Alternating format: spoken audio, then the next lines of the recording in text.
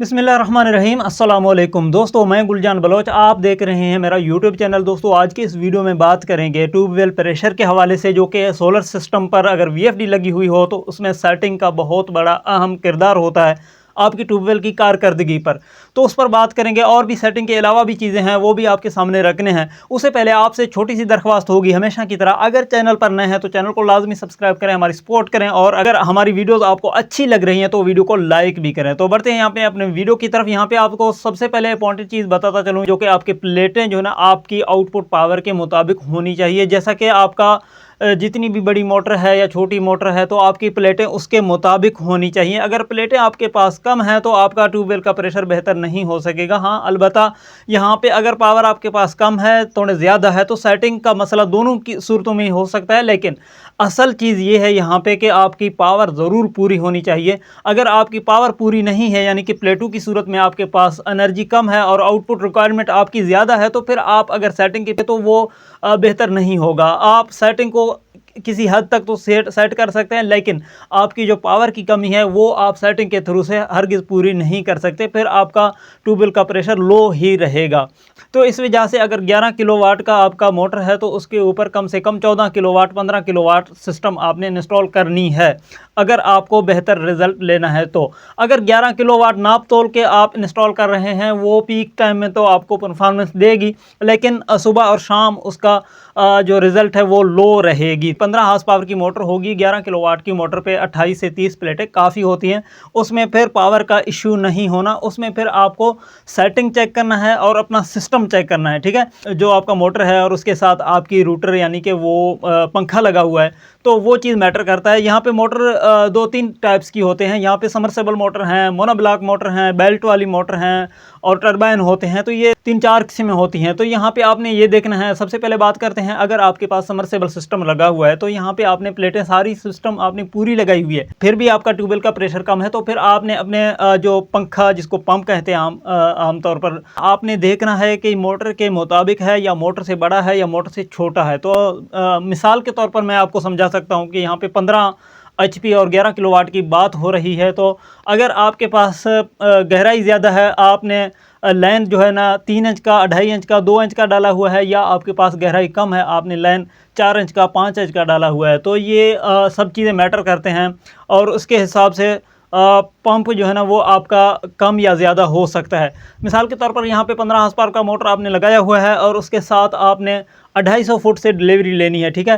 250 foot से पानी आपने लेनी है, नीचे गहराई आपका 250 फुट है, तो उसके ऊपर आप 3 इंच का डिलीवरी ले सकते हैं, क्योंकि 250 फुट ज़्यादा गहराई है। 15 हार्स पावर मोटर फिर 4 इंच का डिलीवरी आपको नहीं दे सकेगा, ठीक है। 3 इंच की डिलीवरी के लिए फिर आपने प्लेटें भी पूरी लगाई हुई हैं। तो आपके पास अब पंप कितना होना चाहिए, SP30 का साइज़ होगा, और रूटर उसके साथ ज़्यादा से ज़्यादा 16 और कम से कम 14। इसके अगर 14 से कम लगाएंगे तो भी रिज़ल्ट सही नहीं होगा। अगर आप 16 से ज़्यादा लगाएंगे तो मोटर के ऊपर इजाफी लोड पड़ेगा, ठीक है। वैसे अगर कैलकुलेशन किया जाए तो 16 भी 15 एचपी की मोटर के लिए 250 फुट रेंज पर ज़्यादा है, लेकिन यहाँ पे आपको अगर अच्छी रिज़ल्ट लेनी है तो फिर आपको 16 वाला पंप लगाना ही पड़ेगा। तो अब अगर आपका पानी ऊपर है, यानी कि उसका इतना गहराई नहीं है, तो फिर आप पंप भी कम और मोटर भी कम कर सकते हैं, और अगर ज़्यादा है तो उसके हिसाब से आप पंप और मोटर दोनों को बढ़ा सकते हैं, ठीक है।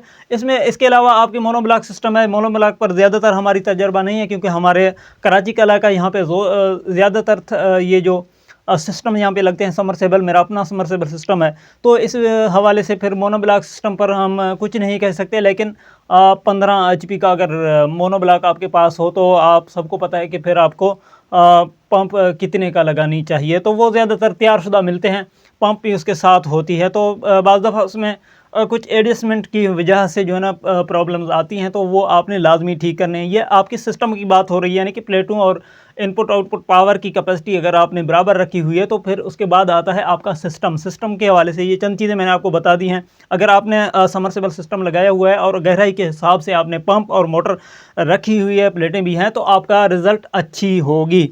अब यहाँ पे सिस्टम भी आपकी अच्छी है, प्लेटें भी आपकी पूरी हैं, कम नहीं हैं, तो आप इसकी प्रेशर की वजह से परेशान हैं, तो फिर आपको क्या करना चाहिए? उसका जवाब ये है कि आपको उसकी सेटिंग देखना चाहिए। और एक चीज़ और भी आपने साथ में देखना चाहिए कि आपकी सोलर प्लेटें कितने स्ट्रिंग में और कैसे लगी हुई हैं, इनपुट में आपके वोल्ट कितने आ रहे हैं। यहाँ पे मुमकिन है कि आपने 30 प्लेटें लगाई हुई हों तो वो 10-10 की आपने स्ट्रिंग में लगाई हों, तो फिर उसके ऊपर सेटिंग का एक बड़ा रोल आता है, ठीक है ना। वहाँ पे यानी कि मकसद ये है कि सेटिंग करना फिर लाजमी पड़ जाता है। अगर 15-15 की सीरीज़ लगाए हुए हैं तो फिर उसमें इतना बड़ा सेटिंग का मसला नहीं होगा जितना बड़ा 10-10 की सीरीज़ पर होना था। तो अब अगर आप 10-10 की सीरीज़ पे आप इसको चला रहे हैं तो आपको कौन-कौन सी इन्वर्टर की सेटिंग करनी पड़ेगी। तो उसमें सबसे पहले मेरा सजेशन ये होगा कि आपने सीरीज़ जो है ना 15-15 पे शिफ्ट करना है, ताकि आपकी इनपुट वोल्टेज बढ़ जाए तो आपको सेटिंग करने में भी मुश्किल ना हो, आपको रिज़ल्ट भी अच्छा मिले।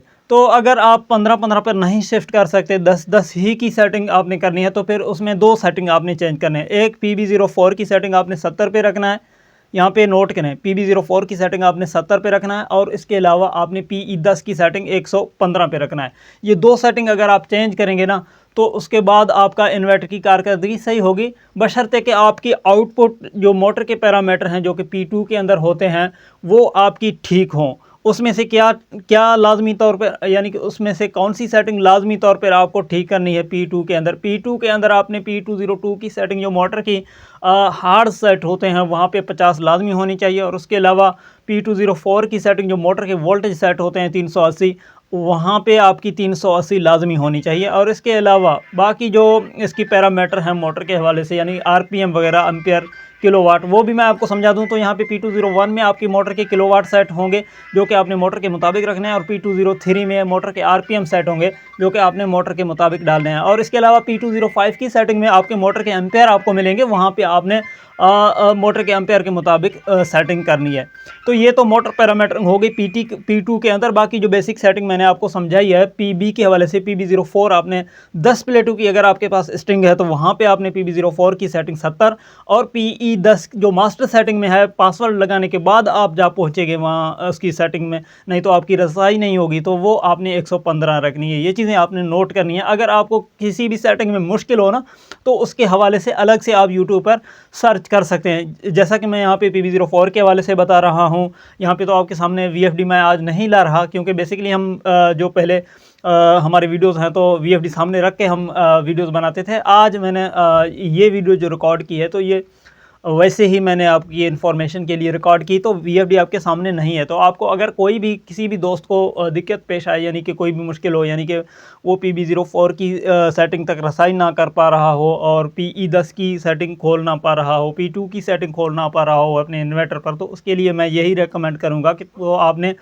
इन सेटिंग के हवाले से अलग से अलग से यूट्यूब पे सर्चिंग करनी है, ठीक है। वो इस तरीके से PB04 की सेटिंग अगर आप चेंज करना चाहते हैं तो आपने सर्च करना है VFD PB04 सेटिंग। जैसे सर्च करेंगे हज़ारों वीडियोस आपको मिलेंगे।